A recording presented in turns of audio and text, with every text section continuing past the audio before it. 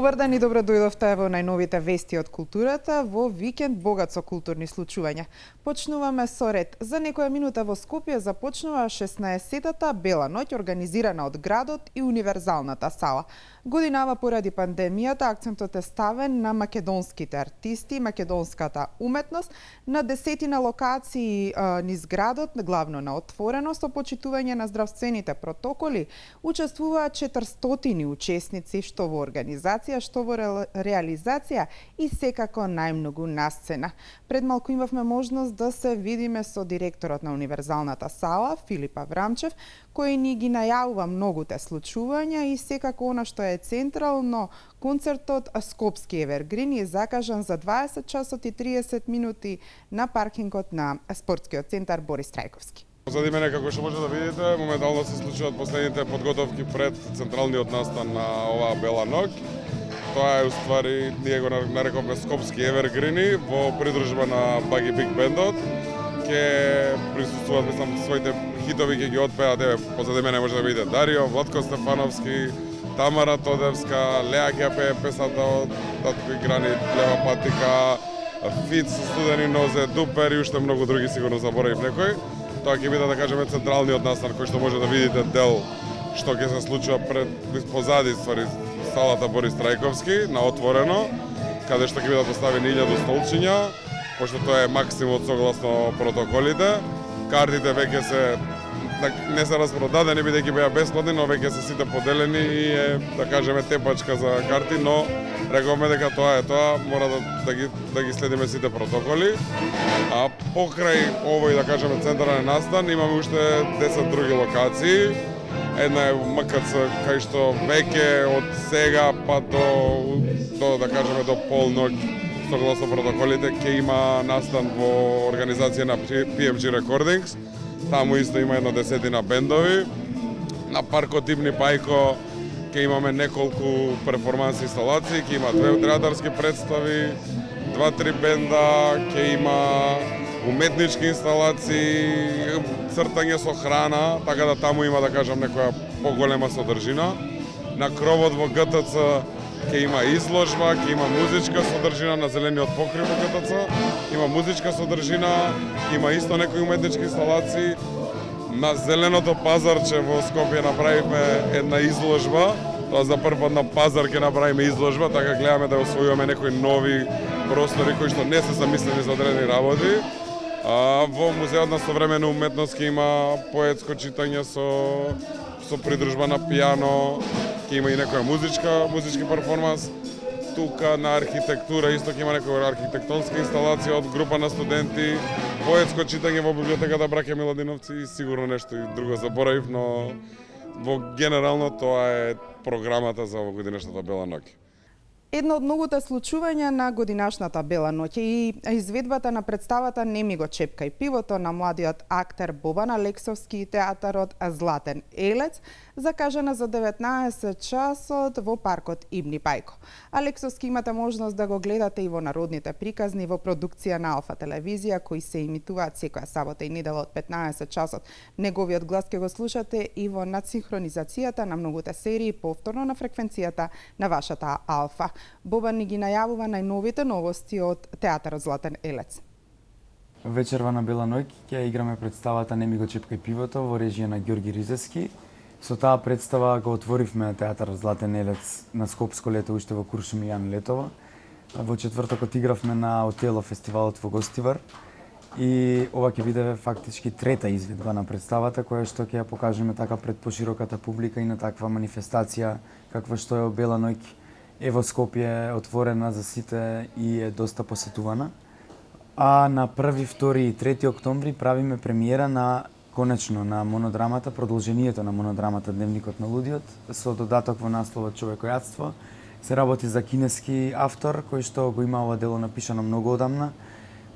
Слична е приказната во однос на болеста што ја поседува ликот, па јас и режисерот го зедовме делото за да истиот лик од кај Гоголј продолжи во оваа приказна и го помине тоа сето што се случува под кинеското поднебје, меѓутоа не сме сврнати кон Кина, тоа се случува кај нас Мотото на представата е човекојатството, меѓутоа во една метафорична смисла на зборот, дека денес човек на човека му е волк или на латински homo homini lupus est.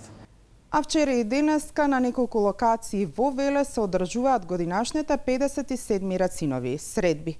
Годинава новитетот е дека тие имаат и меѓународен карактер.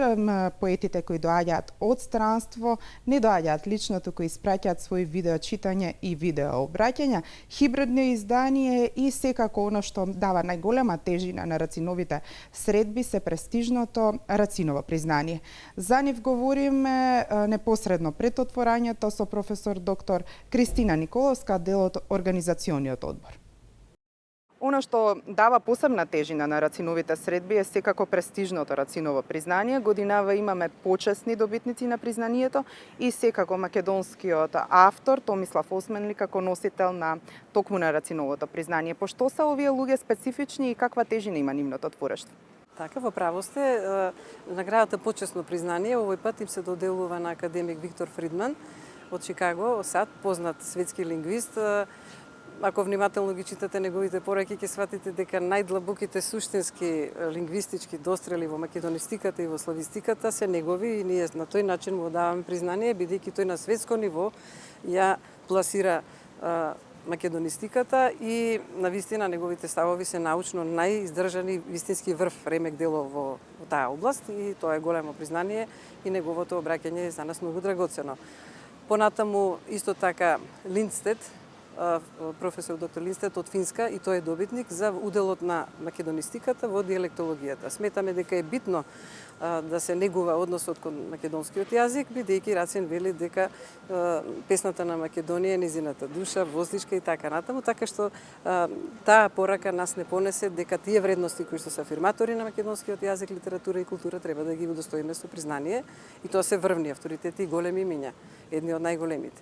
За Томислав Османли исто така во една многу сериозна конкуренција и во голема продукција и по квалитет и квантитет комисијата се решила за тоа издание на Парадоксикон. Јас му честитам на добитникот, на вистина импресивна книга, упатена сум секако како литературен критичар. Сметам дека тоа е една реална слика на нашата привертирана стварност, на алогизмите, на една, јас би рекла, парадоксипатија, бидејќи сите живееме во едни парадокси, во хиперболи на денешницата на ова време турбулентно, а човекот од културата се прашува и има право да се праша.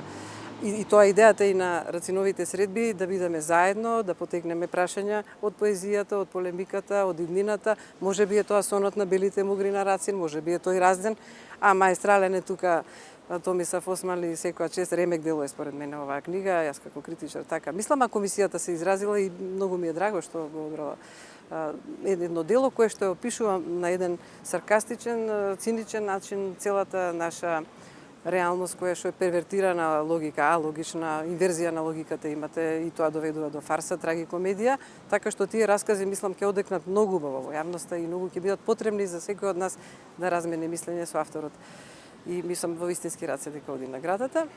Ја споменавте македонистиката, го цитиравте или парафразиравте Рацин дека песната е душата на Македонија или обратно Македонија е душата на песната. Колку е важно во вакви услови и колку е пред се предизвик, може би и тежина, да се говори за македонистиката, за македонскиот јазик и за македонската поезија? Па во право сте, Рацин е можеби најголемиот визионер на нашата култура. Според мене тој е културолошко сонце, тој живее во иднината, неговиот мисловен филозофски свет е иднински. Можеби ние сме парче од таа иднина и како такви, ние рационалозите треба сите да му се одолжиме и поклониме нему, а рацинолюбци има многу. Рацин, значи веле се град на Рацин, секаде имате реплики, стихови од него и во право сте за тоа дека тој од една страна е суштински македонствувач, а од друга страна пак е отворен космополит кон светот. И рационологијата е идеална комбинација. Ние оваа година имаме симпозиум на тема 75 години од македонскиот јазик, современ, секако од првописот и од азбуката, и тоа научно ќе се третира, а од друга страна пак имаме и еве како Османли што праќа две пораки исто така, едната е кон светот, космополитска, што би рекло Рацин, куќа цел свет ми е, и тоа е, значи, триумфална ремек дело изјава која што нас не води, не отвара кон светот. Ви благодарам на вниманието и секако на довербата. Следете ни утре во истото време.